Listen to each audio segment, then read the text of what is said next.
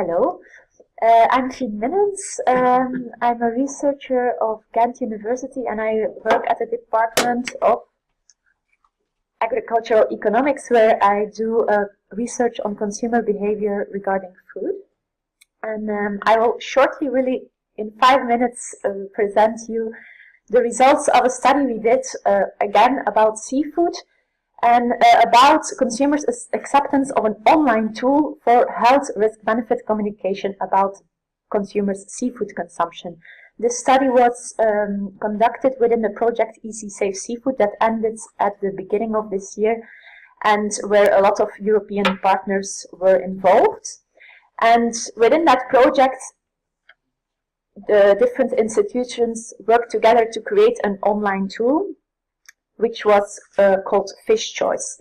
And why did they think about creating this? We just heard several presentations about the health benefits of seafood, but also some about contaminants.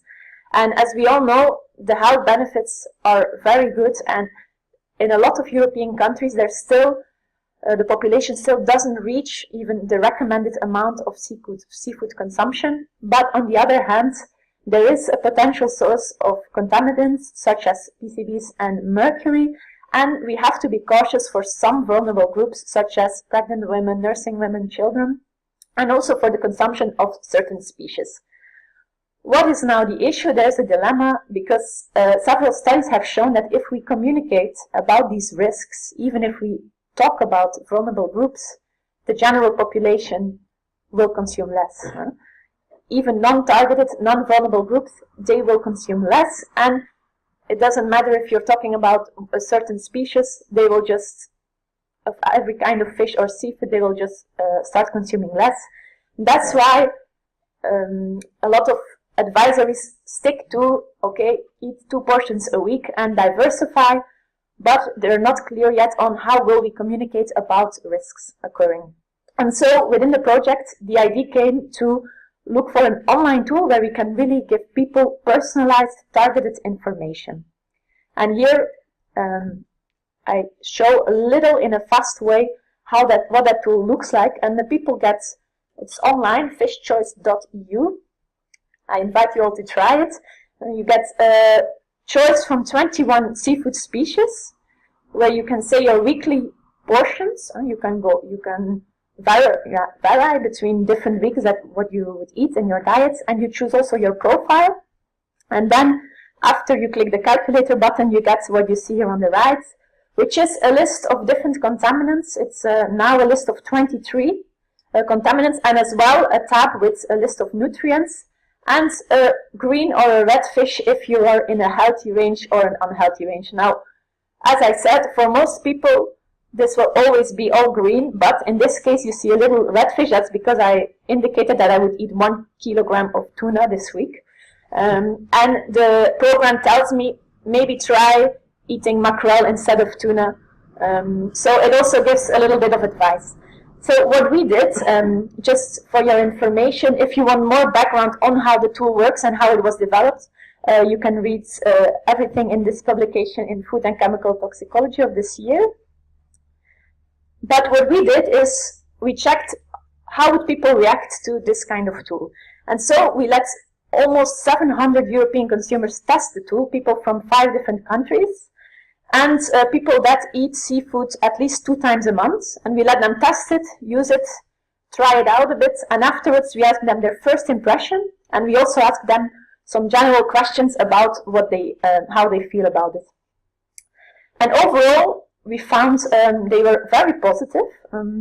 They found it useful. They also found it quite easy to use, even though it's a big website. And they also said they trusted the quality of the information a lot. So it was also communicated that it was coming from research institutions funded by a European project. And most importantly, they showed a high intention to use it again. So to remember the website, to recommend it to friends and family, and to use the advice that was given by the website. Now, just to give you a little idea of their first impressions, we categorize them from only positive reactions, mixed reactions, or only negative reactions. And here you might see Spain, Portugal, and Norway. Less than 9% of the people that participated had something, only negative things to say. Irish 16%, and of the Belgians 25 could really find only things to say, which went from boring or I don't care. And this is mainly because that's also why we chose those 5 countries, because they have very different average consumption frequencies. And the relevancy for people with a lower consumption frequency was not that high. It was rather people that eat a lot of seafood that were very positive into getting that information. And we also, for example, tested how people feel about the risks and the benefits. And there was no significant relation between how they see how the risks or benefits of seafood regarding to how they like the tool. So not people that were extra scared liked it more, or people that were very convinced about the benefits liked it more. It was just very generally accepted. So to conclude, there is a need for targeting the messages better, and online tools could help in this. We also see that people look more and more for health and nutrition information on the internet, and what they are really looking for is scientific data and an easy way to read them, an easy way that will tell them, is this now a risk for me or not? And that was also shown by the high trust that they showed. It was also positive that we could, with this tool, where we can give advice on alternatives, so not just this is risky, but also, okay, what can you do, eat as an alternative? And it might give us many options in the future for risk communication. But of course, that would mean making the species list of options to eat, what you eat in your diet bigger, including even more contaminants on the list, and take into account that people also take these contaminants from other sources, because in this case you tell them, yes, it's fine, you don't eat too much of those, but you only consider their seafood diet.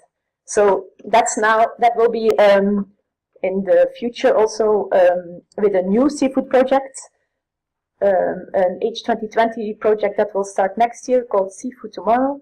That will be further developed as well, looking into how can we include these other sources. So I would invite you all to check your risk benefits of your seafood consumption on fishchoice.eu, and if you have further questions, you can always contact me.